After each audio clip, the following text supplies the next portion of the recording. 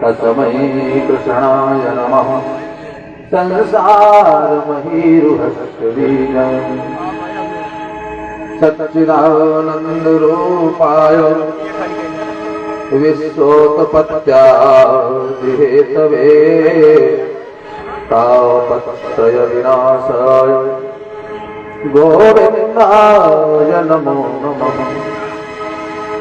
ध्येयं सदा परिभवग्नमभीष्टदोहम् तीर्थास्पदं शिवविरिञ्चिनुतं शरणं भृत्यार्तिहं प्रणतपालभवादितोषम् वन्दे महापुरुषते शरणं वन्दे महापुरुषते शरणं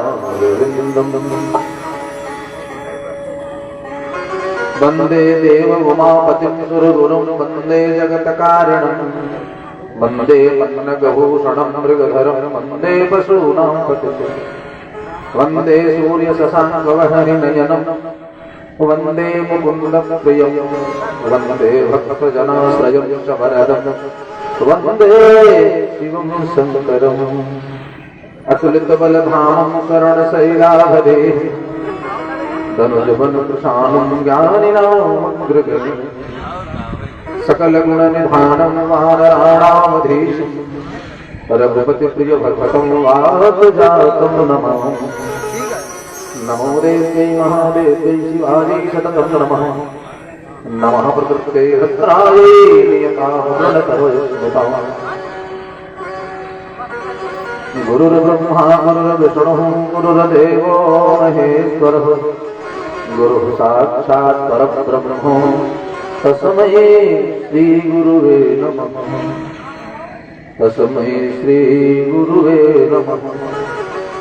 अस्ति स्वस्तरुणी कराग्रविगलत् कलपप्रसूनामृतं वस्तु प्रस्तुतवेणुनादिलः निर्वाणनिरव्याकुलम् अस्तं शस्त्रनिबद्धनीविलसत्कोऽपि समस्रावृतम् हस्तन्यस्तनतापवर्गमखिलो दारं किशोराकृतिः दारं किशोराकृतिः ब्रजराज से नाता जुड़ा जब है जग की तब क्या परवाह करे। ब्रजराज से नाता जुड़ा जब है जग की तब क्या परवाह करे। हम याद में रोते रहे उनकी पलकों पर अश्रु प्रवाह भरे। जितने हम सुख दूर रहे उतने उनको हम याद करें। सुख अद्भुत प्रेम की पीड़ा में हम आह भरे वाह करें।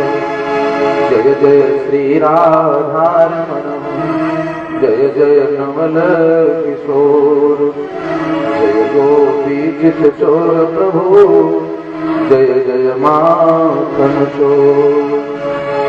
अपने अपने घरन की है सभी को भीड़ कुछ नहीं भीड़ सब घरन की धन में धन रघुवीर।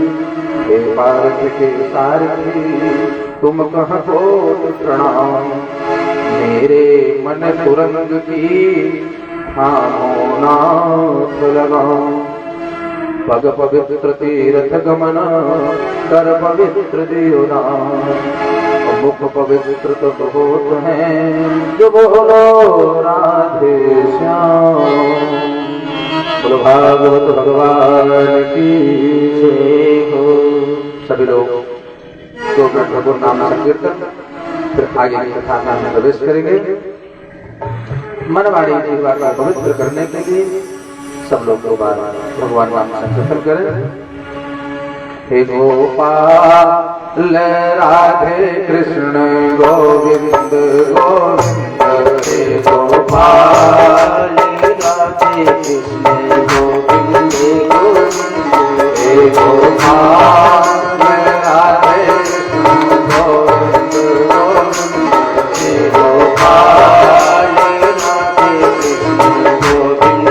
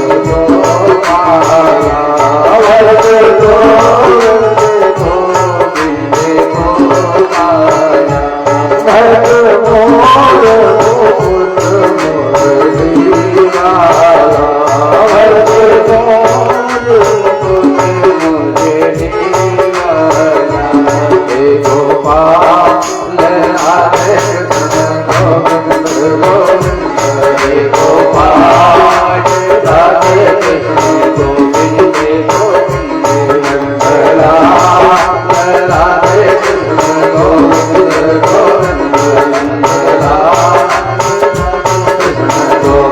गोविंद हरे गोपाल राधे कृष्ण गोविंद गोविंद हरे गोपाल राधे कृष्ण गोविंद गोविंद।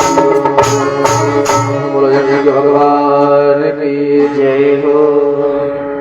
अनंत आनंद ब्रह्मांड नायक योगेश्वर परमेश्वर वृंदावनेश्वर नंदनंदन यशोदानंदन श्री बालकृष्ण जी आद्याशक्ति पराशक्ति वैजयंती माला योगेश्वरी परमेश्वरी वृंदावनेश्वरी विभुहानंदनी श्री राधा एवं हमारे नंदन हनुमान जी महाराज के परम कृपा से आज श्रीमद् भागवत सप्ताह ज्ञान यज्ञ का अनवरत सतत अग्रसित होता हुआ चतुर्थ दिवस के परम पवित्र पावन समय में हम सभी राग रसिक भक्तगण श्री कृष्ण रूपी यमुना में डुबकी लगाने के लिए समवेत रूप से एकीभूत हैं। सभी भक्तों की मन स्थिति युगल सरकार भगवान श्री राधा कृष्ण के चरणारविंद की ओर। कल की कथा जहां पर विराम हुई थी ठीक उसी के आगे की कथा आज अष्टम स्कंद में प्रवेश करेंगे। कल सप्तम स्कंद की कथा तक चर्चा हुई। उदम मुखम दक्षिण कूलयास्ते भगवती मां गंगा के दक्षिणी तट पर महाराज परीक्षित उत्तर दिशा की ओर मुख करके विराजमान पूज्यपाद सुखदेव जी कथा समझा रहे हैं। परीक्षित प्रश्न करते हैं कि गुरुदेव गजराज के अहंकार को किस प्रकार से चूर करके और अपने धाम को प्रदान किया भगवान।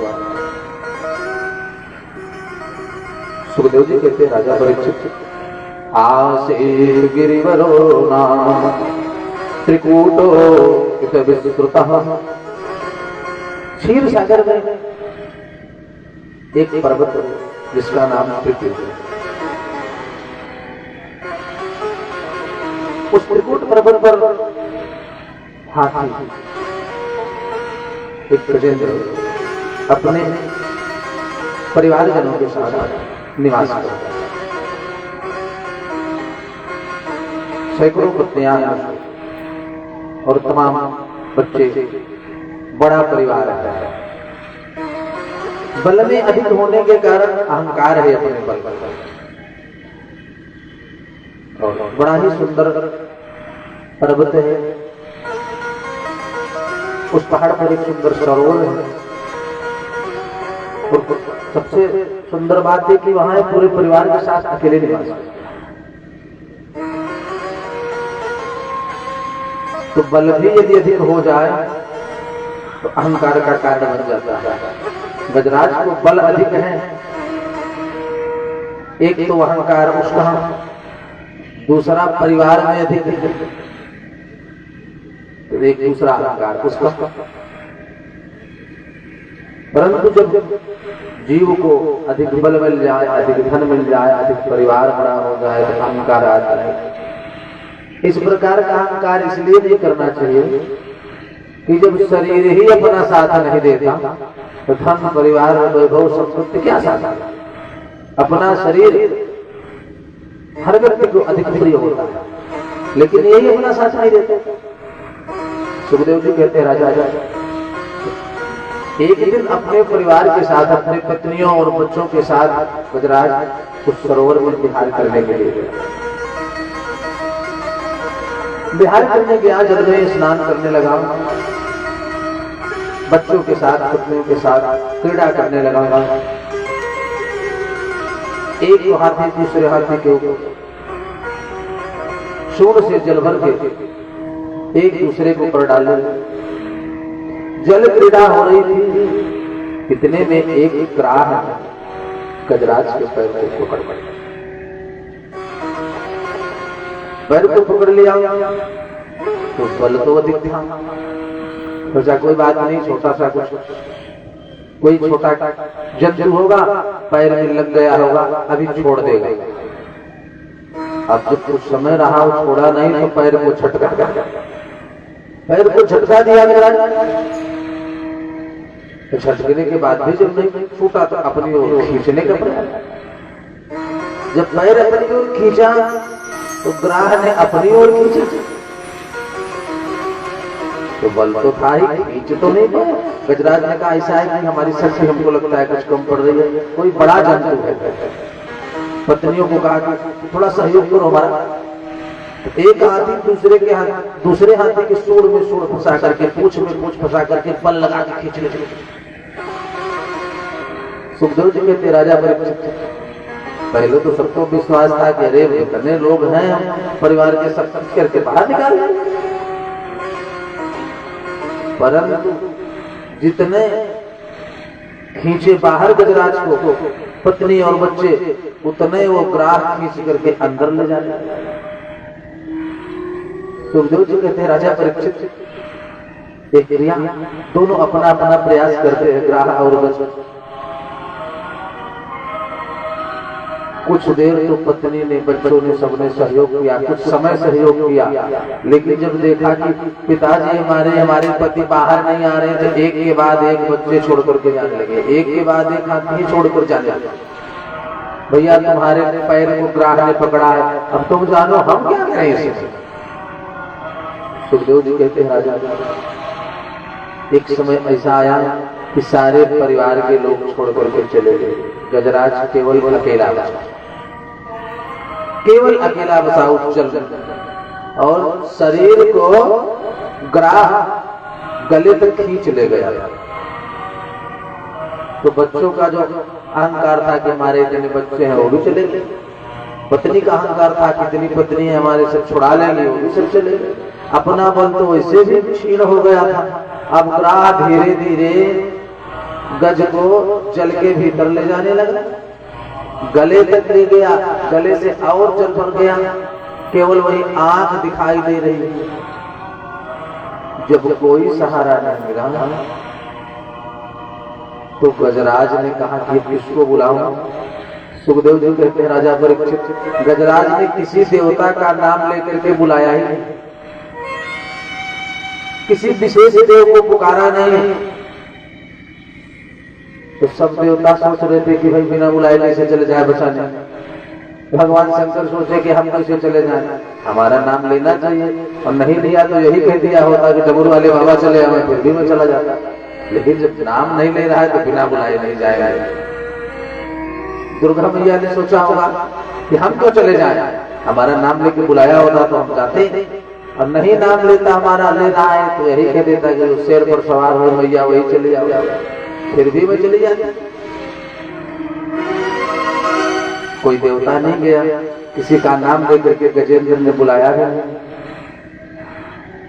अब देखिए केवल सूंड दिखाई दे रही है, वही नेत्र, बाकी सारा शरीर ग्राह जल में खींच करके ले गया।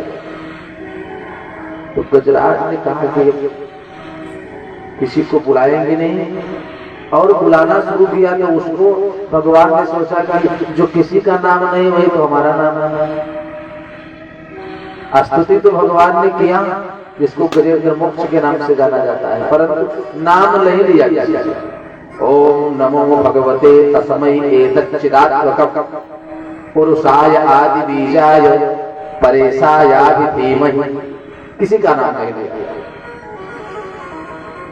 गजराज ने कहा नमो नमस्ते अखिल कारणाय निष्कारणायाद्भुत कारणाय सर्वागमाम्नाय महार्णवाय नमः पवर्गाय परायणाय।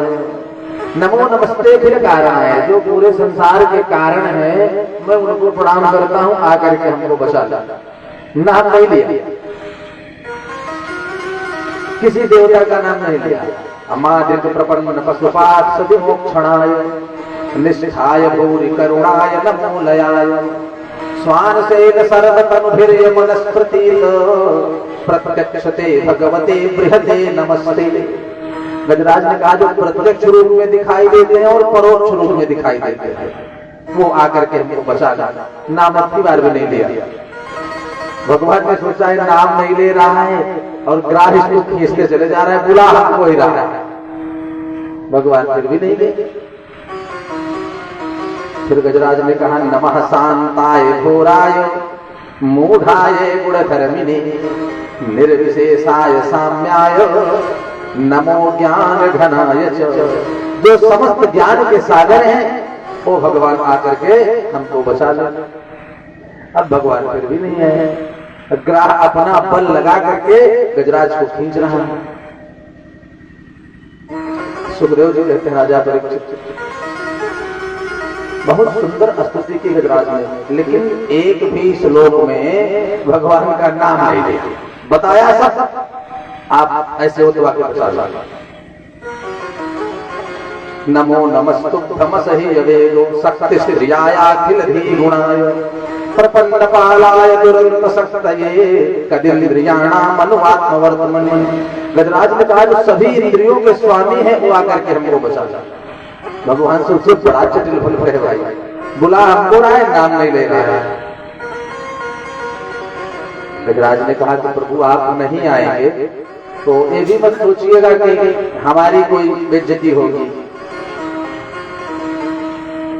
बेइज्जती हमारी कोई नहीं होगी, आपकी होगी, क्योंकि हम आपके भक्त हैं और इतनी आग्रह कर रहे हैं। आप हमको बचाने नहीं आएंगे तो आप पर से लोगों का विश्वास उठ जाएगा, आप पर से लोगों का विश्वास उठ जाएगा, इसलिए आकर के हमको बचाओ। भगवान फिर भी नहीं आए। ध्यान दीजिएगा, जब तक थोड़ी भी आस मन में होती है कि चलो कोई बात नहीं यहाँ से हमको मदद मिल जाएगी, तो भगवान कहते हैं पहले उसको ले लो फिर हम आपकी रक्षा करेंगे।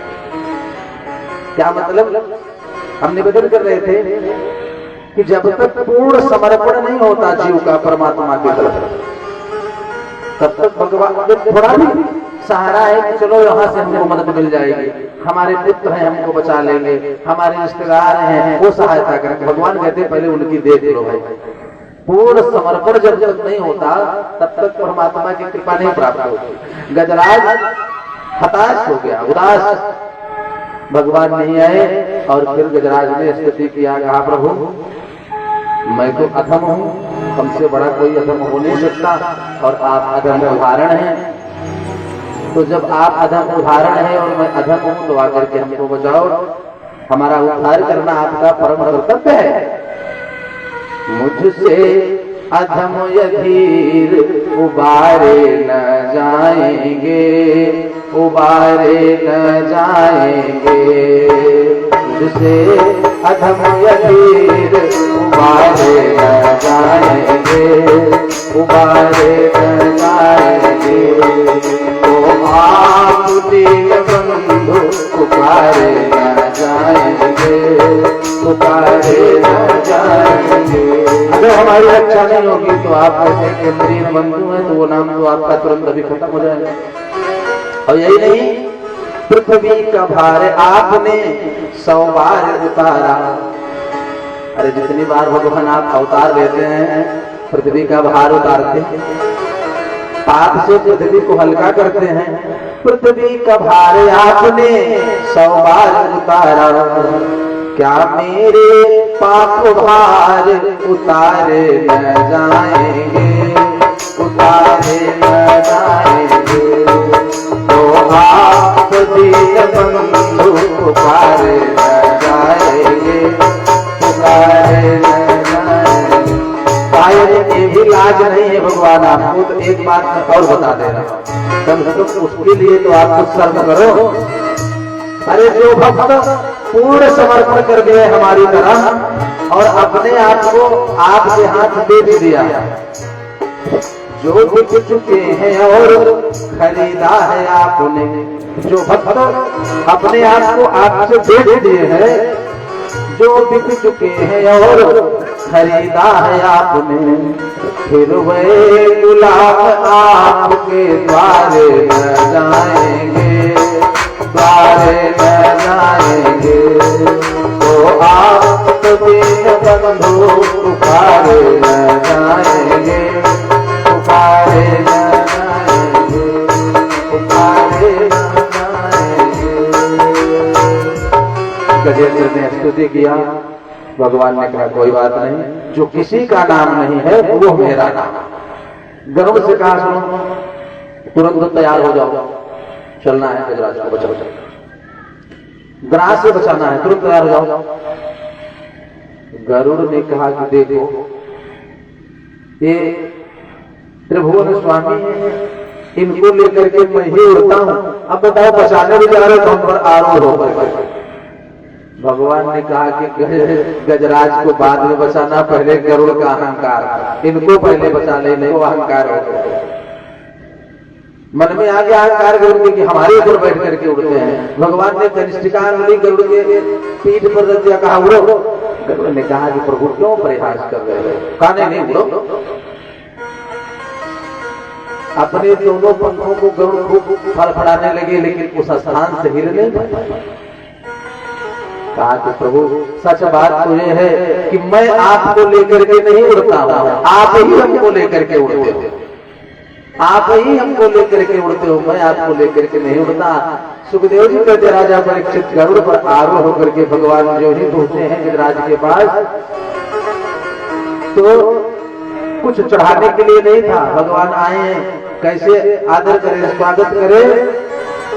तो जो कुमुदनी का पुष्प था तालाब सरोवर में उगा हुआ, तो थोड़ी सी सूंड दिख रही थी, उसी सूंड से लपेट करके पुष्प को उखाड़ा और इशारे में भगवान के पास।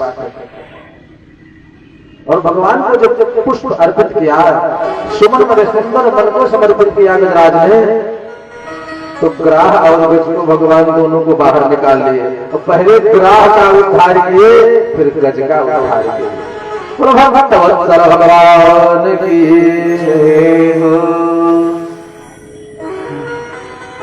सुखदेव जी कहते हैं राजा, अब मैं वो कथा आपको श्रवण कराऊंगा जिसमें देवता और दैत्य मिल करके समुद्र मंथन करते हैं।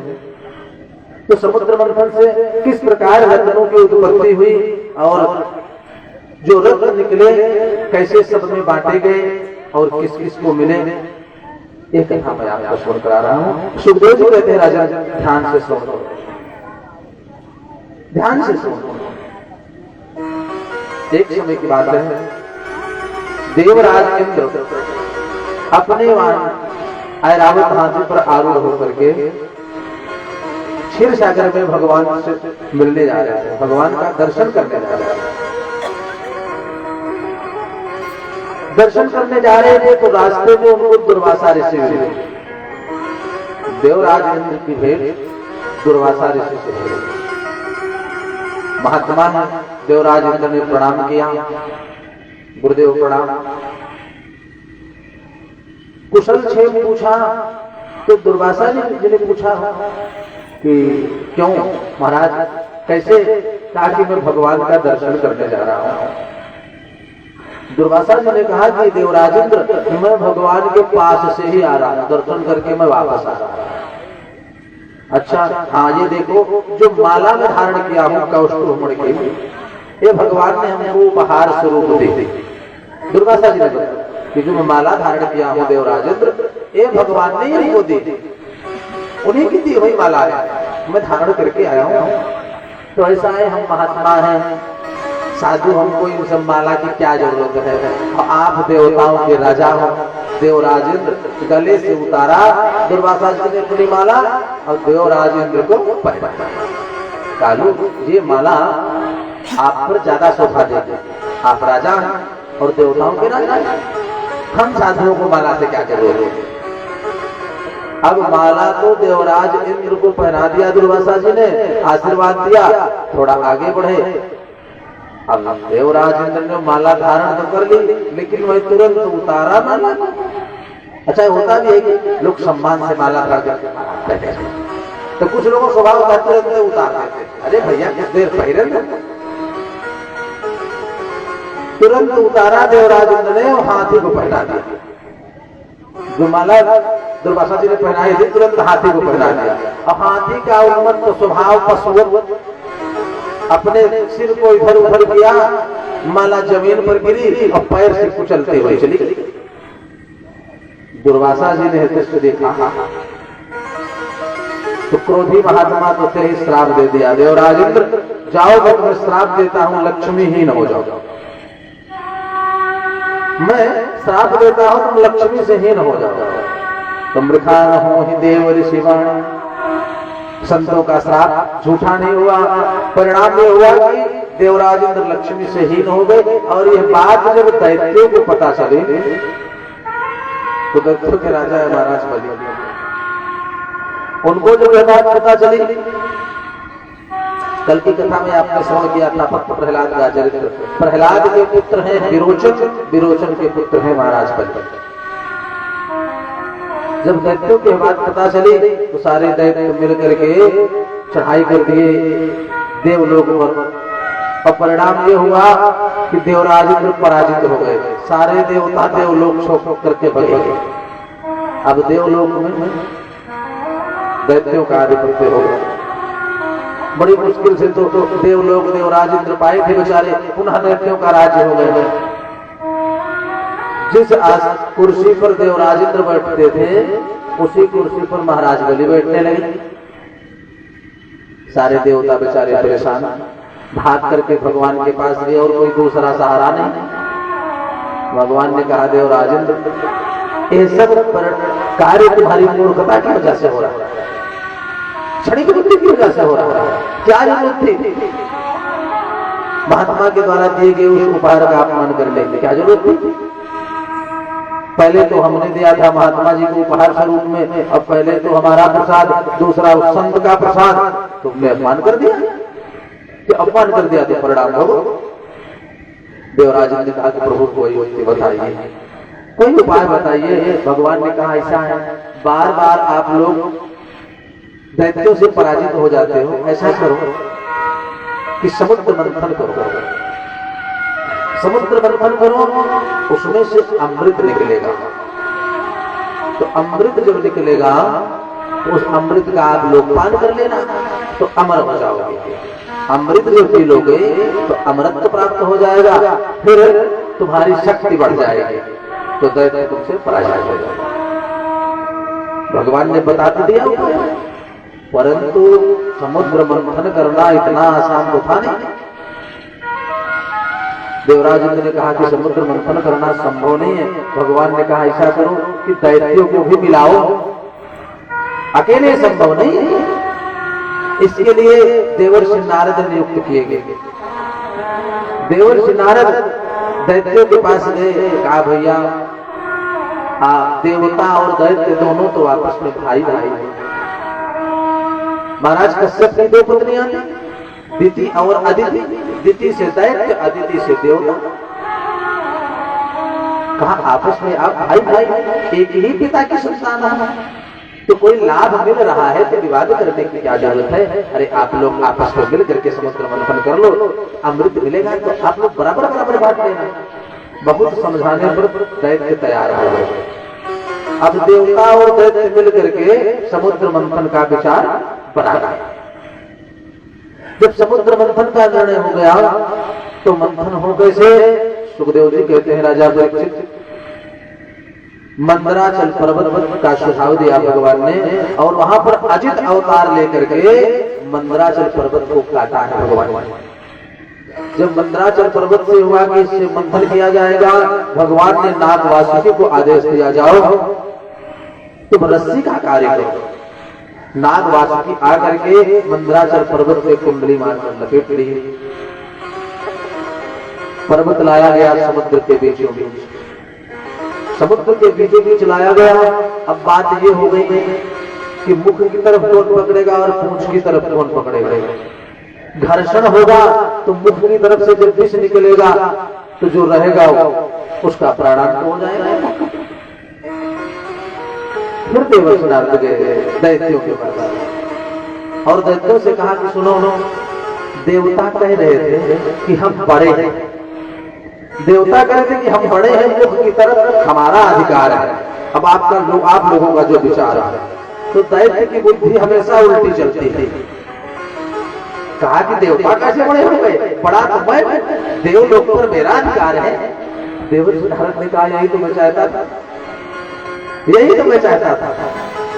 हम बड़े हैं तो हम बड़े हैं, इस कारण दैत्य आकर के मुख की ओर पकड़ लिए, पूछ की तरफ देवता।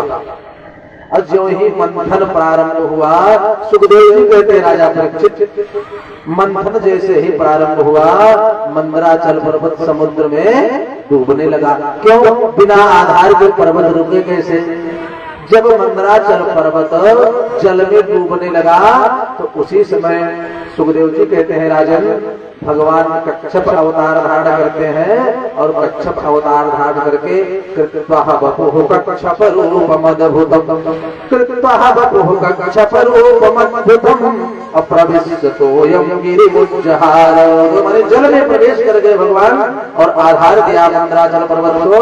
भगवान के पीठ पर कछुए का रूप धारण किए थे, उसी पर मंदराचल पर्वत रुक गया। बोलो कच्छप अवतार भगवान की जय। मंदराचल पर्वत जब पीठ पर आरूढ़ हो गया तो मंथन प्रारंभ हुआ।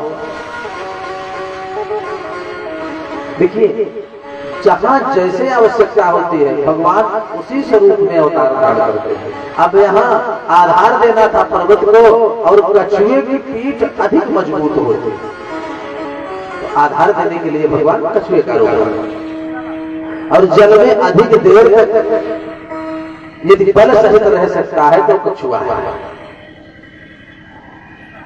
मंथन प्रारंभ हुआ।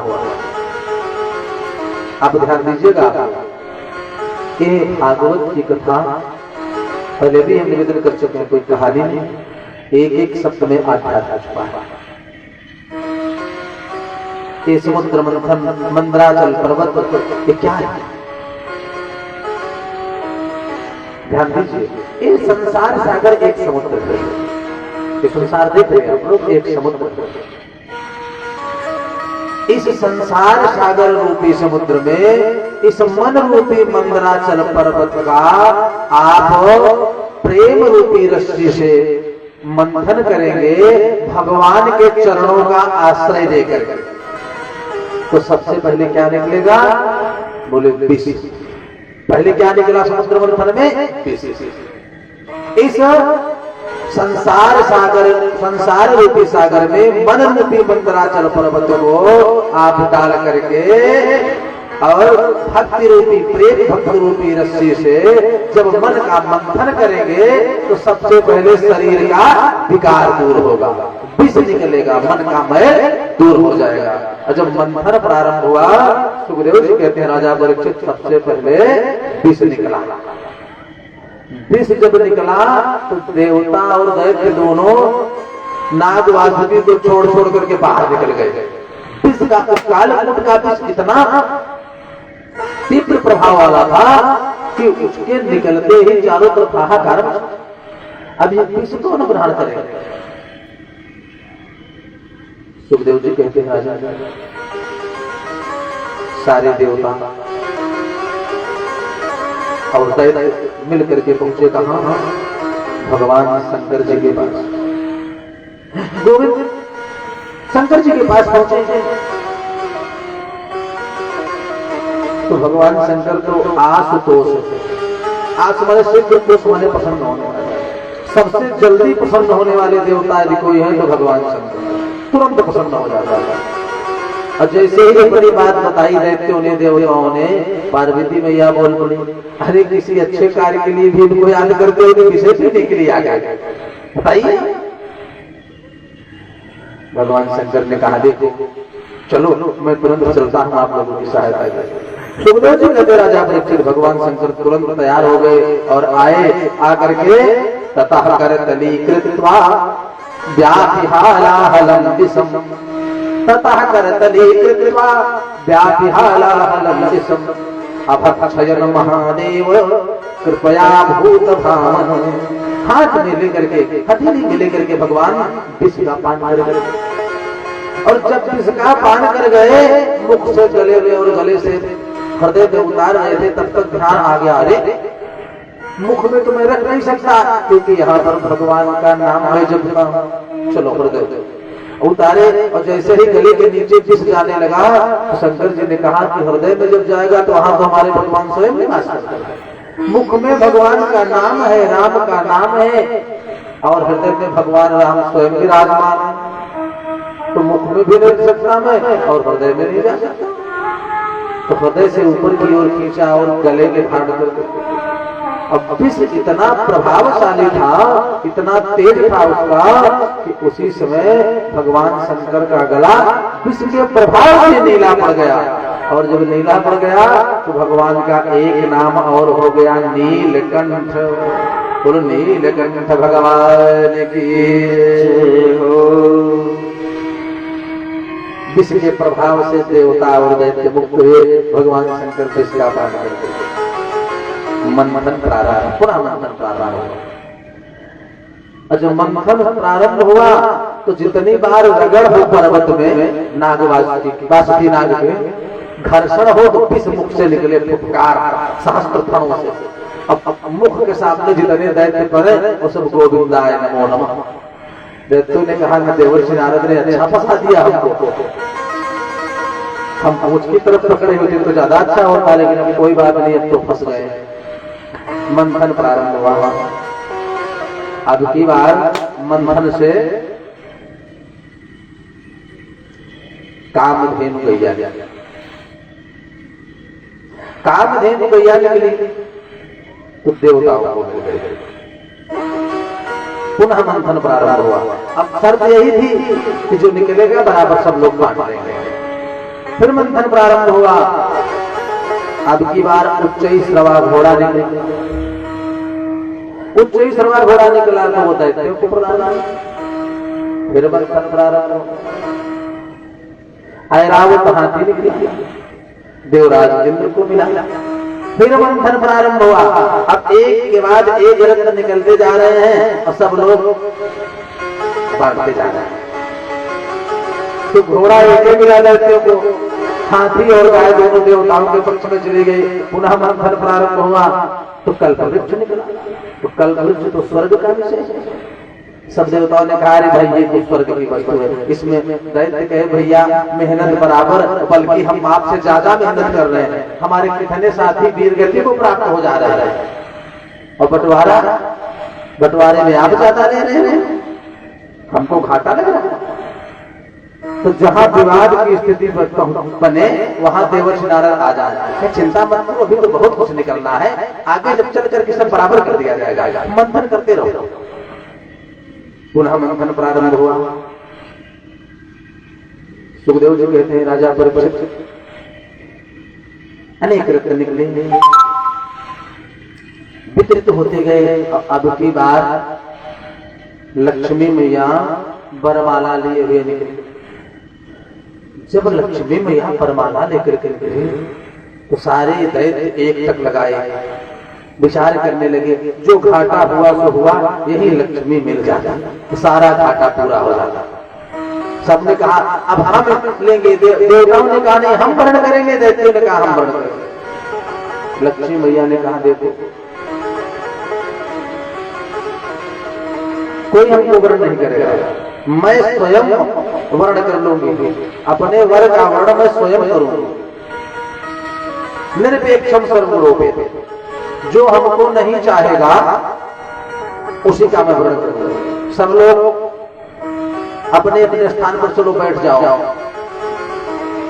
जो हमको नहीं चाहेगा मैं उसी का वर्ण कर लूंगा। बरमाला लिए लक्ष्मी मैया सबसे अब वही सभा के तरीके से जिसकी ओर देखे सब अपना सिर झुका ले कि हमारे गले में माला पड़ने वाली, सब अपना सिर झुका हुआ है। सुखदेव जी कहते राजा परीक्षित लक्ष्मी तो वर्ण नारायण का ही करेगी, भगवान एक किनारे पीतांबर ओढ़े। सुखदेव जी कहते राजन सबके ओर देखते हुए लक्ष्मी मैया पहुंचे और बप्रे बरम सर्वगुणैरपेक्षितम, बप्रे बरम सर्वगुणैरपेक्षितम रमा मुकुंदम निरपेक्षभीक्षितम पहुंचे। भगवान उठे और वरमाला उनके गले में डाल दिया। और लक्ष्मी नारायण भगवान की हो। इस बार भी बेचारे दैत्य उदास हो गए। फिर मंथन प्रारंभ हुआ। अब की बार बारुणी मदिरा निकली। अब बारुणी मदिरा देवताओं ने कहा दैत्य से, भैया ये आपके लिए, आप अभी 2 बार से कुछ नहीं पाए हो, ये आपका है। अब मदिरा पी करके सारे दैत्य मत वाले हो गए। फिर मंथन प्रारंभ हुआ। सुखदेव जी कहते हैं राजा परीक्षित, मंथन प्रारंभ हुआ और इस बार अमृत का कलश लेकर के भगवान स्वयं धनवंतरि का अवतार धारण करके अमृत का कलश लेकर के भगवान स्वयं समुद्र से प्रकट हो गए।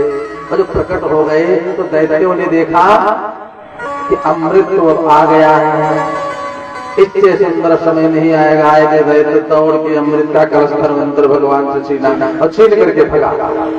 सब दैत्य पीछे पीछे, देवता बेचारे देखते रह गए। अमृत निकला कलश लेकर के दैत्य भागे। जब दैत्य अमृत का कलश लेकर के चले गए,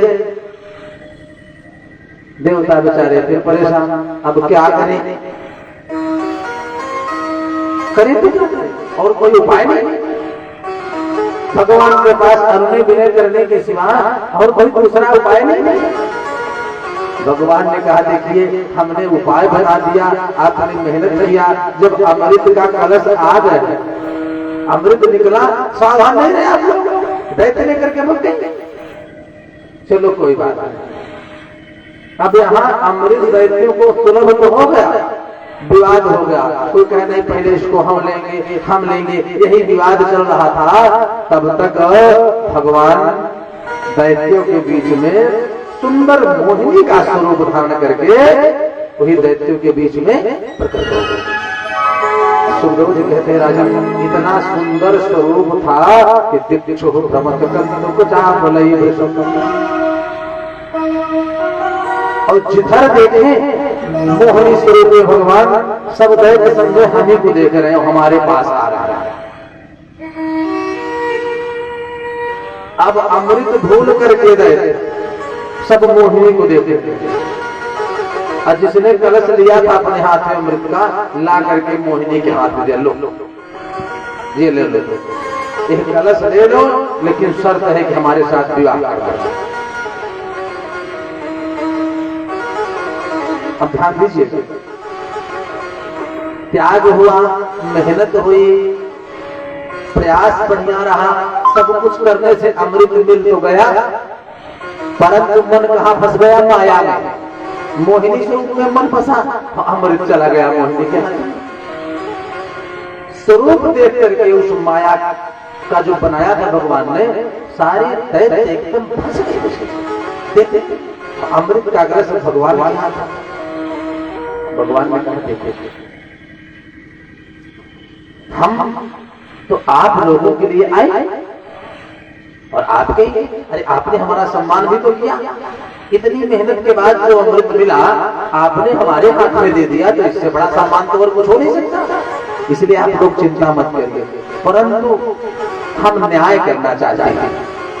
मोहिनी के रूप में भगवान कह रहे हैं, देखो हम न्याय करना चाहते हैं। खाए तो ये तुम्हारे भाई, मेहनत साथ में किए हैं, अगर तुम्हारा आदेश हो, मोहिनी के अगर तुम्हारा आदेश हो दैत्यों, तो जो ऊपर का पनिहा माल तो पानी है वो इन लोगों को थोड़ा थोड़ा पिला दे, और नीचे का जो गाढ़ा है वो दे दिया जाएगा। यदि आप कहो तो, आप यदि कहो तो दैत्यों ने कहा देते। अब आप कह रहे हैं कि हमारी है, तो हमारे तरफ से जो आप करेंगे अच्छा करेंगे। अब मन तो खूब माया में फंस गया मोहिनी, क्या जो करेंगे अच्छा करेंगे, ठीक है, जो पनिहा माल है दे दो थोड़ा बहुत, कोई बात नहीं।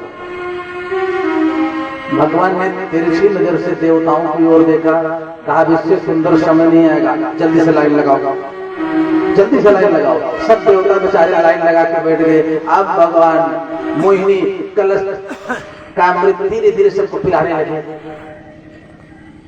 अमृत पिलाते जा रहे हैं। अब दैत्य सोच रहे हैं, कुछ देर हो गया तो दैत्य ने सोचा कि अमृता भैया के गांव को माठा, ऊपर पनिहा माल, नीचे गाढ़ा घोड़ा, कितनी देर थी ये? सूर्य चंद्रमा के बीच में राहु से नहीं रहा गया। उसको शक हो गया कि जरूर कोई चाल है, तो देवता का स्वरूप बना करके सूर्य और चंद्रमा के बीच में जाके बैठे हैं। तो भगवान अमृत पिला रहे थे, तो भगवान ने सोचा है तो ये राक्षस दैत्य, लेकिन पांच में भांति करना ठीक नहीं है। पंच भैर भवेद करना, पांच में भांति करने वाला काना होता है। इसलिए पांच में कोई भी बैठा हो, आप सबको जो दे रहे हैं चाहे जो समान रूप से परोसना चाहिए, पांच में कोई भेद नहीं करना चाहिए। भगवान समझ तो गए कि है ये राक्षस, लेकिन अब देवताओं की पंक्ति में बैठ गया है तो समान रूप से इसका भेद दिखा रहा है। अमृत पिला, अमृत उसको भी पिला दिए, परंतु अमृत पिलाने के बाद कलश को दूर फेंका और सुदर्शन चक्र निकाल करके उसके सर धड़ से अलग कर दिया। तो राहु मरा नहीं, दो खंड हो गया, एक राहु बन गया और जो चिड़ था वो केतु बन गया, एक ग्रह और गया। अमृत पी लिया, मर नहीं सकता था, अमर हो गया। और जो सब देवता अमृत पान कर लिए, कलश दूसरी तरफ फेंका और भगवान अपने वास्तविक स्वरूप में आए, तो दैत्यों ने कहा रे ये तो छलिया है, वो छल करके चला गया। अब वहीं पर तुरंत युद्ध प्रारंभ हो गया दैत्य और देवता में। परिणाम इस बार ये हुआ कि दैत्य पराजित हो गए, क्योंकि देवता अमृत पी लिए थे, शक्ति अधिक आ गई थी, अमृत प्राप्त हो गया था, दैत्य बेचारे पराजित हो गए। देवताओं को उनका राज्य वापस मिल गया। जब देवताओं को उनका राज्य वापस मिल गया तो सारे दैत्य मिलकर के गए शुक्राचार्य के पास। दैत्यों के गुरु हैं शुक्राचार्य, उनके पास जब पहुंचे, सुखदेव जी कहते हैं राजन यदि गुरु मेहरबान तो चेला पहलवान, गुरु की कृपा हो जाए तो चेला पहलवान बन जाता है। गुरुदेव ने कहा चिंता मत करो राजा बने, मैं तुम्हारे लिए ऐसी व्यवस्था करूंगा कि पुनः तुम देवलोक पर विजय प्राप्त करोगे। सुखदेव जी कहते हैं राजा परीक्षित तुरंत ही यज्ञ का आयोजन किया, तो विशाल यज्ञ किया। यज्ञ के प्रभाव से, मंत्रों के प्रभाव से, वेद मंत्रों के प्रभाव से और गुरु शुक्राचार्य के त्याग के प्रभाव से उसी यज्ञ कुंड से एक सर्वजित नामक रथ निकला। सर्वजित रथ निकला और वो दैत्यराज बलि को दिया गया। इस रथ पर आरूढ़ होकर के हे महाराज बलि आप उधर जाओगे, उधर आपको विजय प्राप्त हो जाएगा, आप चिंता मत करो, तनिक भी चिंता मत करो। आप सुखदेव जी कहते राजा परीक्षित रथ पर आरूढ़ होकर के अपने सैनिकों के साथ पुनः महाराज बलि ने चढ़ाई कर दिया। कहां? देवलोक पर चढ़ाई कर दिया। भीषण संग्राम फिर, और इस बार परिणाम उल्टा आ गया। देवता तो बेचारे इस चक्कर में बैठे थे कि हम अमृत पी लिए हैं, भाई सब जगह जीतते गए हैं, अब की बार फिर जीत जाएंगे, इसी सोच में, इसी अंदेशे में रहे। लेकिन गुरु की कृपा, गुरु प्रसाद, आशीर्वाद, मरे तो नहीं देवता, अमृत पी लिए थे, लेकिन पराजित हो गए। दैत्यों के मार से भाग करके जाके कंदराओं में छुप गए। पुनः देवलोक पर महाराज बलि का अधिकार हो गया। अब सारे देवता कंदराओं में छुप गए। अब किस मुंह से भगवान के पास जाएं? अमृत भी भगवान ने सुलभ करा दिया। अब कोई उपाय नहीं सोचा। सुखदेव जी कहते हैं राजन अब की बार सब देवता अपनी माँ के पास पहुंचे। माँ कौन है? अदिति। माता अदिति के पास गए, कहा माँ क्या करें, हमारे पास रहने के लिए कोई स्थान नहीं बचा है, देवलोक में दैत्यों का कब्जा हो गया, हम छिप छिप करके कंदराओं में क्या करें? सुखदेव जी कहते राजा परीक्षित अदिति मैया महाराज कश्यप से निवेदन करते हैं। कश्यप और अदिति ने मिलकर पयोव्रत किया। पयोव्रत क्या है? फाल्गुन शुक्ल पक्ष प्रतिपदा से लेकर के द्वादशी तक दूध पी करके यह व्रत किया जाता है, उसको पयोव्रत बोलते हैं। यह करने से, यह व्रत करने से सुंदर पुत्र की प्राप्ति होती है। सुंदर पुत्र की प्राप्ति इस व्रत से होती है। यह 12 दिन का व्रत होता है, फाल्गुन शुक्ल पक्ष प्रतिपदा से लेकर के द्वादशी से। माता अदिति ने पयोव्रत किया, अपने पति के चरणों में निष्ठा रखते हुए भगवान की प्राप्ति की। भगवान ने आशीर्वाद दिया, कहो क्या चाहते हैं, क्या चाहते हैं आप लोग। मैया अदिति और कश्यप ने कहा कि प्रभु आपसे क्या छिपा है, आपको तो पता है हमारे पुत्र बेघर हो गए हैं, मारे मारे फिर रहे, रहने के लिए कोई ठिकाना नहीं है। और यही नहीं, संपूर्ण पृथ्वी पर सब लोगों में राजा बलि का राज्य हो गया है। देवलोक देवलोक जहां देखो तहां महाराज बलि का राज्य हो गया है। अरे उसकी गुरु की कृपा है, जिधर जाता है उधर विजय हो जाती है। तो हमारे पुत्रों को रहने के लिए कोई स्थान नहीं है। इसलिए प्रभु तो हमसे क्या चाहते हैं आप लोग।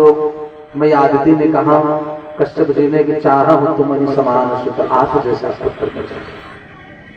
सुखदेव जी कहते हैं राजा परीक्षित जब ये वरदान मांगा कश्यप और मैया अदिति ने, तो वहां पर भगवान वामन रूप धारण करके, वामन अंगुल के बटुक के स्वरूप में भगवान प्रकट हो जाते हैं। बोलो वामन अवतार भगवान की जय हो। जैसे ही वामन के स्वरूप में भगवान प्रकट हुए, सुखदेव जी कहते हैं हे राजा परीक्षित, भगवान का ऐसा वामन स्वरूप देख करके देवता भी मोहित हो गए और सुंदर पुष्प वृष्टि करने लगे। तम तुम वामनम दृष्ट्वा, तम तुम वामनम दृष्ट्वा मोदमाना महर्षयः। सारे ऋषि मुनि हर्षित हो गए, प्रसन्न हो गए। अब कर्माणि कारयामासु पुरुषकृत्यदमब्रवीत्। तुरंत ही वामन भगवान का जात कर्म संस्कार किया। सभी लोग जिसने सुना, सारी देवता, देवगुरु बृहस्पति, मैया सरस्वती, सप्तऋषि सब लोग आए आकाश मंडल से वामन भगवान का दर्शन करने के लिए। तो तदो ब्रह्मा कमंडलो, जब जात कर्म संस्कार होने लगा वामन भगवान का, तो ब्रह्मा जी आए, उन्होंने अपना कमंडल दे दिया। कुशासन सप्तऋषयो ददात, सप्तऋषि आए हुए थे तो कुश का आसन प्रदान कर दिया। वामन भगवान को कुश का आसन दे दिए सप्तऋषि।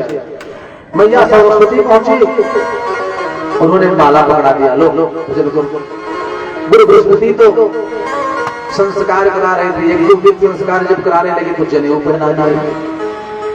और दंडम सोहो वनस्पति, चंद्रमा देखने आए तो एक पलाश दंड दे दिया धारण करने। आकाश जी देखने आए तो एक छत्र प्रदान कर दिए। पृथ्वी, तब तक अदिति मैया एक लंगोटी, नंग धड़ंग खड़े थे वामन भगवान, एक लंगोटी भी दक्षिण पहनो। देवगुरु बृहस्पति ने खप्पर दे दिया, भिक्षा पात्र। अब तो सब कुछ हो गया। माता पृथ्वी ने मृगचर्म धारण करा दिया, खड़ा बना। वामन भगवान का जात कर्म संस्कार हुआ, यज्ञोपवीत संस्कार हुआ। आकाश ने छाता प्रदान किया, चंद्रमा दंड धारण करा दिए, जनेऊ बृहस्पति ने करवाया, सरस्वती मैया ने माला पकड़ा दी, ब्रह्मा जी कमंडल, बृहस्पति भगवान खप्पर। अब तो सब कुछ हो गया। और जब सब कुछ हो गया तो जब यज्ञोपवीत संस्कार होता है ब्रह्मचारी का, जब बालक का यज्ञोपवीत संस्कार होता है तो ब्रह्मचर्य धारण कराने का संकल्प, धारण करने का संकल्प होता है। ब्रह्मचर्य धारण करने के बाद वो ब्राह्मण भिक्षा के लिए होता है। तो पहले भिक्षा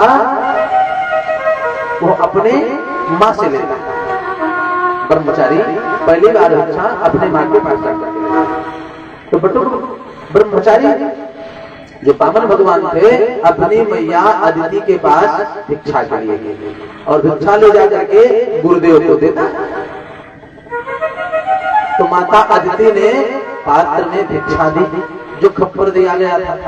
तो भिक्षा को लेकर के वामन भगवान पहुंचे कहां? बृहस्पति के पास। कहा लो महाराज। तो बृहस्पति भगवान ने कहा, गुरुदेव बृहस्पति ने कहा कि हे बटुक ब्रह्मचारी, ये भिक्षा तो अभी कम है, ये भिक्षा कम है। तो कहा कि महाराज अब कहाँ भिक्षा के लिए जाएं, अब कहाँ मांगने के लिए जाएं? तो बृहस्पति ने संकेत कर दिया, कहा सुनो, तंग नर्मदाया तटवुतरे बलेर रजत्य भृगु संग के। नर्मदा नदी के उत्तर तट पर, नर्मदा नदी के उत्तर तट पर दैत्यों के राजा महाराज बलि विशाल यज्ञ कर रहे हैं। वहां नित्य दान किया करते हैं, जाओ उनके पास दान लेकर के आओ। वहां जो दान लेने जाता है अयाचक हो जाता है, भगवान समझ गए। और वहां से मृगचर्म धारण किए हुए, छत्र लिए हुए, दंड धारण किए, कमंडल हाथ में, सुंदर बटुक ब्रह्मचारी का स्वरूप लेकर के भगवान पहुंचे कहां? नर्मदा नदी के किनारे। भक्तवत्सल भगवान की जय हो। बात न करो आप लोग। नर्मदा नदी के तट पर पहुंचे तो प्रातः काल से लेकर के सायंकाल तक यज्ञ चलता था। दोपहर के समय थोड़ा विराम होता था। महाराज बलि प्रातः सायं दोनों समय दान किया करते थे। यज्ञ का समय में विराम होने को था, सब विश्राम की ओर उठने ही वाले थे, तब तक दान देकर के निवृत्त हुए नहीं थे महाराज बलि। सामने देखा एक सुंदर ब्रह्मचारी बामन बटुक सामने से चले आए। स्वरूप को देख करके सुखदेव जी कहते, राजा परीक्षित, महाराज बलि का मन आकर के ब्रह्मचारी में इतनी सुंदर शोभा थी, देखते रह गए बलि महाराज। इतनी सुंदर शोभा थी, बामन भगवान प्रतीक्षा करने लगे। यद यद बटो वांछस तत् प्रतीक्षा में, बटुक ब्रह्मचारी की प्रतीक्षा करने की, आ जाए, हो सकता है हमारे पास आ रहा है। जब प्रतीक्षा करने लगे तो बामन भगवान थोड़ा और धीरे धीरे और बलि महाराज बैठ करके आ जाए, मिल लेते पहुंचे। और जैसे ही यज्ञ के समीप पहुंचे बलि महाराज के साष्टांग चरणों में प्रणाम किया। महाराज आइए। बामन भगवान खड़े। महाराज बलि ने कहा, बताइए महाराज जी क्या सेवा करें आप, क्या दे दें आप? गुरु था वरिष्ठ, अरे आपको देख करके तो आज बहुत कुछ देने को मन कर रहा है। आपके स्वरूप को मैंने देखा, ऐसा सुंदर स्वरूप ब्रह्मचारी ब्राह्मण, आज मैं क्या दान कर दूं जो आप कहो महाराज। और अगर हमारा विचार पूछेंगे, अभी महाराज बलि बोल रहे हैं, बामन भगवान एकदम शांत पड़े, कुछ नहीं बोल रहे, मांगो जो मांगना है। अरे महाराज बलि का द्वार है, जो एक बार यहाँ आया वो अयाचक हो गया, दोबारा उसको कभी मांगने की इच्छा नहीं, मांगने की जरूरत ही नहीं पड़ी। इतना दान में दे देता हूँ एक बार मांगो। अब बामन भगवान एकदम शांत खड़े थे। भगवान की शोभा को देख करके बलि बोलते जा रहे हैं, महाराज मांगो मांगो। और हमारी बातें पूछेंगे आप, तो हमारी तो इच्छा है कि आपको हम सोने चांदी का पहाड़ दान कर दे, तीनों को पहाड़ दान कर दे, जो चाहो मैं दान कर दे। आपके इतने सुंदर स्वरूप को देख करके मन में एक विचार और आ रहा है, मैं आपका विवाह करवा दूं महाराज। आप सोचेंगे कि विवाह साहित्य को, ना ना ना, मैं किसी ब्राह्मण कुल की सुंदर कन्या को खोज करके आपका मैं विवाह करवाना चाहता हूँ। जितना विवाह में खर्च होगा वो मैं स्वयं वहन करूंगा। आपके रहने की व्यवस्था, भोजन प्रसाद की व्यवस्था ब्राह्मण देवता में करूंगा। ये मन कर रहा है हमारा। बामन भगवान ने सोचा कि अभी सारी गर्मी तुम्हारी उतर जाएगी, घबराओ नहीं, थोड़ी देर और रुके रहो। शांत, कुछ बोल नहीं रहे।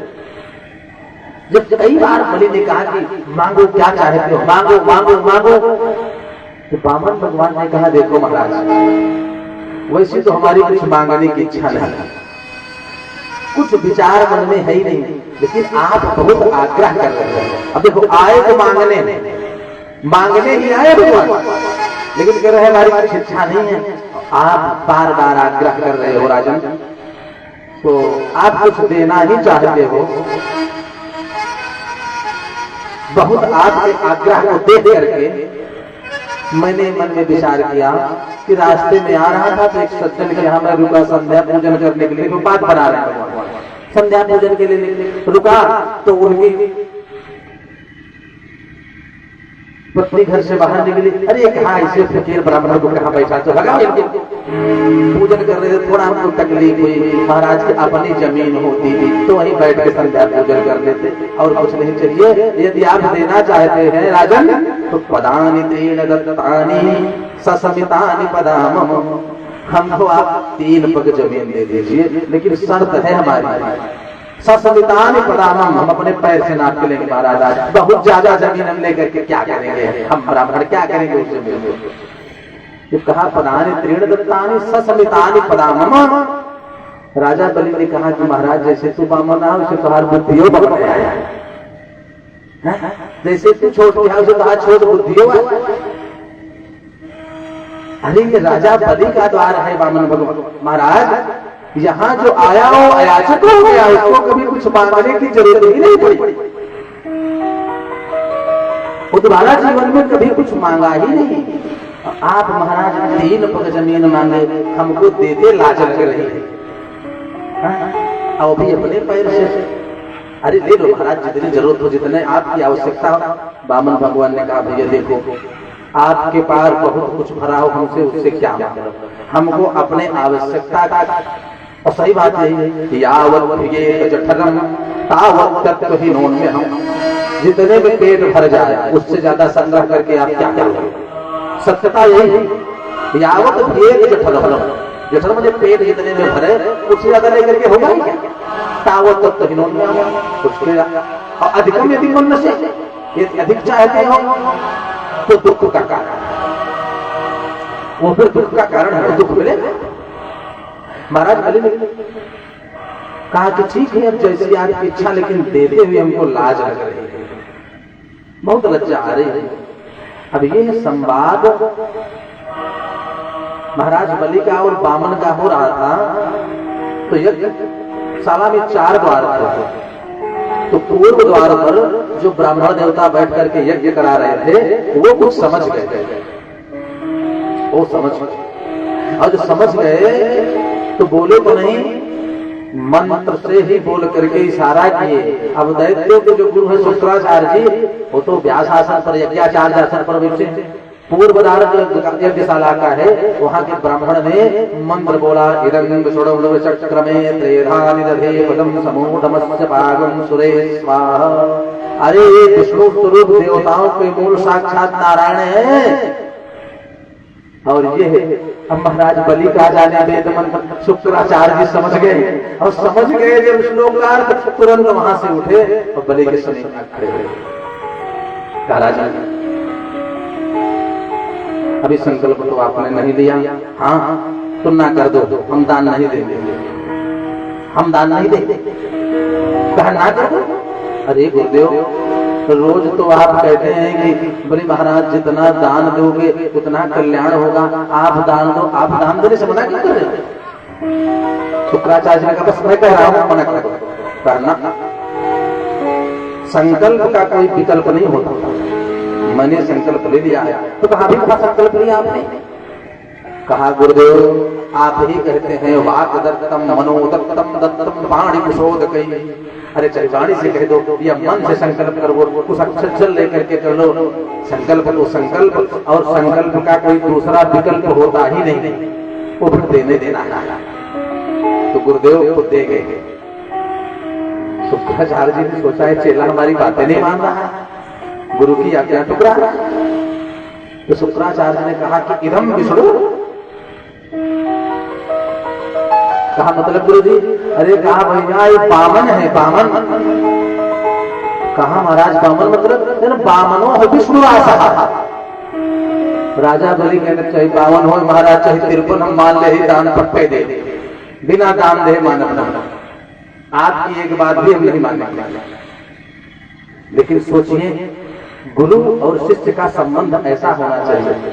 चेला ना कर रहा है, गुरुदेव आपकी बात हम मानेंगे नहीं, दान देंगे, लेकिन गुरु को फिर भी चिंता है कि हमारे चेले का अभी सारा धन चला जाएगा, सारा धन हमारे शिष्य का चला जाएगा। इसलिए अपमान होने के बाद भी शुक्राचार्य जी बार बार महाराज बलि को समझा रहे हैं, यही संबंध होना चाहिए गुरु जी का और शिष्य का। हरहि शिष्य धन शोक न हरहि, असो गुरु घोर नरक महापर। सुखदेव जी कहते हैं राजा परीक्षित, शुक्राचार्य जी ने खूब समझाया, राजा बलि माने नहीं। शुक्राचार्य जी से जब बताया कि बामनो हो विष्णु रासहा, ये बताया तो सुखदेव जी कहते हैं हे राजा परीक्षित, राजा बलि के नेत्र सजल हो गए, आंखों से अश्रुपात होने का कहा गुरुदेव आप प्रातः काल जब ब्राह्मण पूजन करवाते थे तो उसमें ब्राह्मणों में भगवान विष्णु का आवाहन करते थे, नमो ब्राह्मण देवाय गो ब्राह्मण हिताय च जगत हिताय कृष्णाय गोविंदाय नमो नमः। विष्णु का आवाहन करके ब्राह्मण को विष्णु स्वरूप पूजन कराते थे। आज तो साक्षात भगवान आए हैं, अब आज आवाहन करने की जरूरत नहीं, आप पूजन कराइए और संकल्प बोलिए हम इनको दान दे देते। शुक्राचार्य जी ने कहा हम संकल्प नहीं बोलेंगे, हम संकल्प नहीं बोलेंगे महाराज। इतने में बामन भगवान ने सोचा है गुरु सारा काम बिगाड़ देगा भाई। कहा सुनो राजन, क्या आपको लगता है कि हम अनपढ़ पंडित हैं? अरे हम पढ़ा लिखा पंडित हैं महाराज, आप कुछ अक्षर चले, मैं संकल्प स्वयं बोल देता हूं। कहा मैं स्वयं संकल्प बोलूंगा। तो महाराज बलि ने जल कुछ अक्षत लिया हाथ में, कहा महाराज बोलिए। कुछ ले लिए, अक्षत ले लिए, कमंडल को मंगाया, कमंडल मंगाया, कहा लेके आओ यज्ञशाला से जल दो। जैसे कमंडल आया शुक्राचार्य जी ने सोचा अब चेला का हमारे से चला जाएगा, सूक्ष्म रूप धारण कर लिए और सूक्ष्म रूप धारण करके कमंडल की किसी टोटी में जाकर के बैठ गए, एकदम सूक्ष्म रूप धारण करके।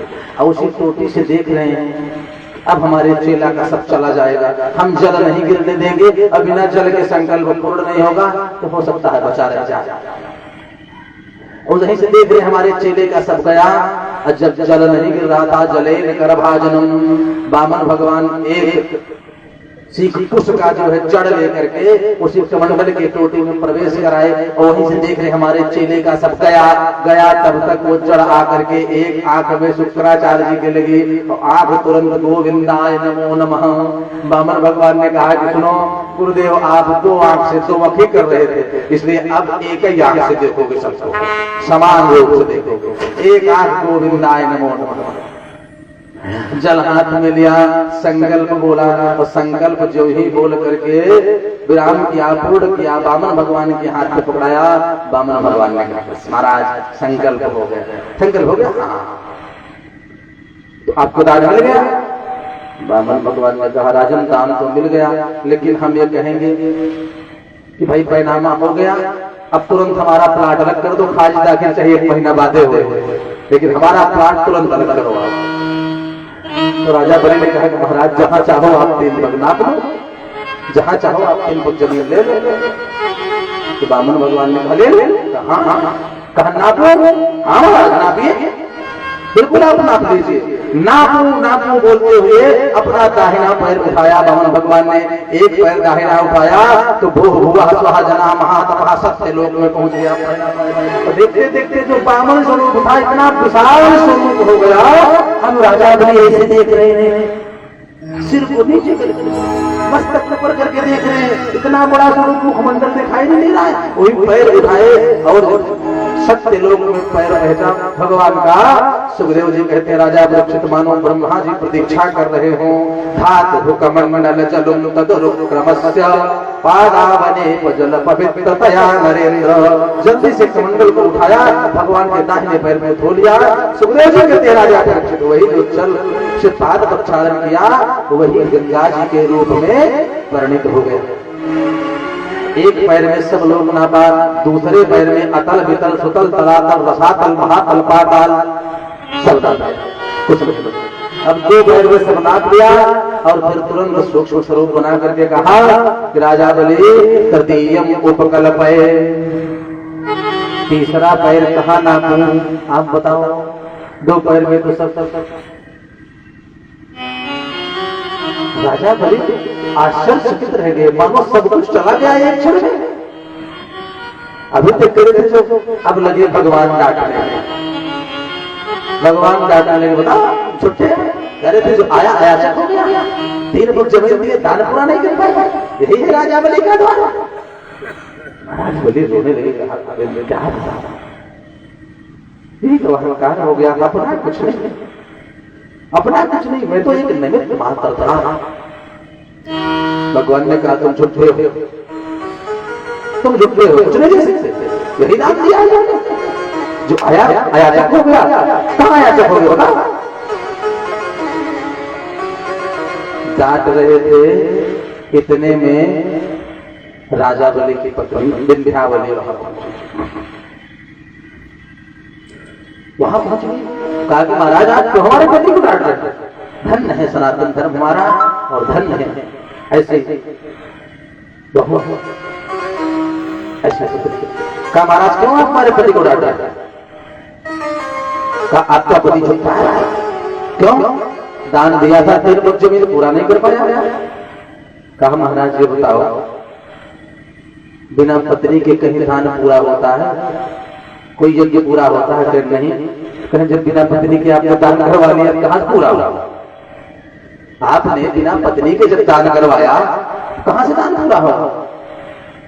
बामन भगवान सोचे इसलिए तुमको फंसा दी। हाँ बिल्कुल सही बात है। फिर कहे सुनो देवी, अब हमको क्या पता, बात को बदले। कहा हमको क्या पता, हम सोचे जैसे हम ब्रह्मचारी बामन बटुक वैसे ये भी होंगे। कहा इसीलिए दान पूरा नहीं हुआ। तब महाराज बलि की पत्नी विंध्यावली ने कहा कि सुनो, आप एक पग की बात कर रहे हैं, अभी मैं आपको 2 पग जमीन दे सकती हूँ।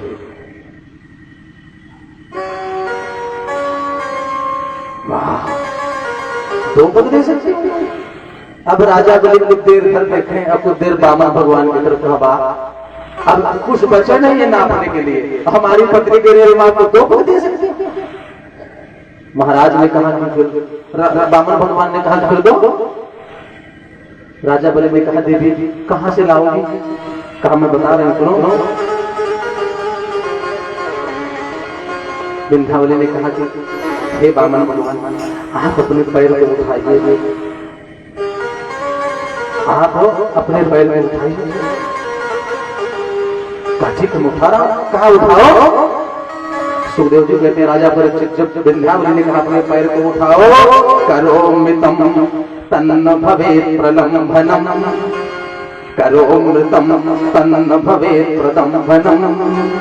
बलि की ओर इशारा किया, अरे पागल, परमात्मा त्रिभुवन स्वामी दान लेने के लिए द्वार पर आए हैं और आप कह रहे हो कि हम दे नहीं सकते?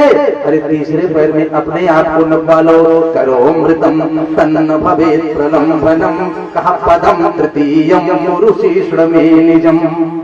राजा बलि की ओर इशारा करके कहा सिर को झुकाओ और कहा कि हे भगवान, आप तीसरा पैर हमारे पति के सिर पर रख दीजिए। पदम तृतीयम ऋषि मे निजम, हमारे पति के सिर पर रखिए। भगवान ने तीसरा पैर बलि के सिर पर रख करके नाप लिया। और जब यह दृश्य देखा, देवलोक में महाराजा प्रहलाद ने प्रसन्न हो गए। कहा नेमं गिरिशो लभते प्रसादम न सर्वः किमुता परेत।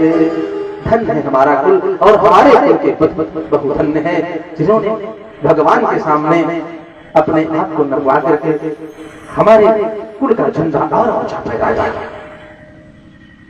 तीसरे पैर में भगवान ने राजा बलि नाप लिया। विंध्यावली ने कहा महाराज दान पूरा हो गया? कहा हाँ, अब हमारा 3 पग पूरा हो गया। कहा अब आप झूठे हो। कहा क्यों? कहा कि ये बताइए भगवान, कहीं बिना शांता के दान पूरा होता है? अरे दान देने के बाद शांता दी जाती है न्यून अतिरिक्त दोष निवृत्ति के लिए, बिना शांता के कहीं दान पूरा होता है? भगवान ने कहा वाह, ये तो पढ़ी लिखी बहू है भाई, इसने तो हमारी भी बहुत बंद कर दी। कहा बात तो तुम्हारी सही है। कहा कि गोविंद, अगर बिना शांता के दान नहीं पूरा होता तो शांता में हे गोविंद हमारे सिर को आप अपना पैर हमारे सिर पर रख लीजिए। सुखदेव जी कहते राजा परीक्षित बलि और उनकी पत्नी विंध्यावली साष्टांग प्रणाम करते भगवान के चरणों में। भगवान गदगद हो जाता है, आशीर्वाद देने लगे, खूब आशीर्वाद दिया। फिर राजा बलि मैं आपके दान से प्रसन्न हूं, आपने तो संपूर्ण राज्य सहित अपने को भी हमारे चरणों में समर्पित कर दिया। अब मांगो क्या चाहते हो? वरदान मांगो क्या चाहते हो? जब कहा वरदान मांगो क्या चाहते हो तो महाराज बलि मां खड़ी थी बगल बगल, कहा मांगो क्या चाहते हो? तो क्रोध में आ गया। कहा कि सुनो, मांगा हम हमारे पुत्र जैसे राजा से जाता है, तुम जैसे मंगता से नहीं मांगा जाता। अभी हमारे पुत्र के सामने गिड़गिड़ा रहे थे कि 3 पग जमीन दान दे दो, और कह रहे मांगो, क्या मांगो? तो यही नहीं, तुम आज का मंगता। अरे तुम्हारे में कई जन्म का हाल जानते हैं। महाराज राजा बलि की मां कह रहे हैं, आज का नहीं, तुम्हारे कई जन्म का मैं हाल जानती हूँ। अब बताने लगी, सुनो। मांगी मांगी माखन उड़ायो गोप गोपिन के, मांगी मांगी चावल सुदामा के चबायो। मांगी मांगी माखन उड़ायो गोप गोपिन के, मांगी मांगी चावल सुदामा के चबायो है। मांगी मांगी सीत द्रौपदी के बटुली के, मांगी मांगी साग विदुरानी घर खायो है। ये तो पहले की बात है, अब की बताओ। मांगी मांगी लीनी हमी से 3 पग जमीन, अन्नाथ लीनी तीनों लोग ताहू पे ना खायो है। तो मांगा तो दानी से जाता है, आप तो पहले भी मंगता था। तो ऐसे मंगता से को मांगी वो की बचनेस, जो मांगी मांगी झूठी बेर से बरी के खायो। जो मांगी मांगी झूठी बेर से बरी घर खायो। तो बहुत पहले के मंगता भगवान कहा, आप बिल्कुल सत्य कह रहे हो, इसमें कोई झूठ नहीं, कोई झूठ बात नहीं, बिल्कुल सत्य बात बोल रही है, कहीं कोई झूठ नहीं। मैं लेकिन प्रसन्न हूँ। भक्त हो तो भगवान कहते हैं, भक्त हमारा कुछ भी बोले मैं खूब प्रसन्न हो जाता हूँ। तो हे राजा बलि, तुम्हारी मांगने की कोई इच्छा नहीं, लेकिन मेरे देने की इच्छा है। मैंने सोच लिया है तुम्हें कहाँ निवास करना है। कहा जाओ सुतल लोग चले जाओ अपने परिवार के साथ, वहां पर मैंने 52 दरवाजे का महल निर्माण करवा दिया, वहां जाओ, वहीं पर निवास करो सुखपूर्वक। महाराज बलि ने कहा कि प्रभु मैं वहां नहीं जाऊंगा। कहने नहीं, हमारी इच्छा है राजा बलि तुम वहां जाओ, तो एक शर्त है, यदि आप उसको माने तो हम जाएंगे। भगवान ने कहा बताओ, बिल्कुल मानूंगा, क्यों नहीं मानूंगा। कहा कि हम जिस दरवाजे से निकले वहां पर आपका दर्शन हो। राजा बलि ने कहा कि हे प्रभु, हम जिस महल के जिस दरवाजे से निकल जाएं, उस दरवाजे पर आपका दर्शन हमको होता है। यदि शर्त आप स्वीकार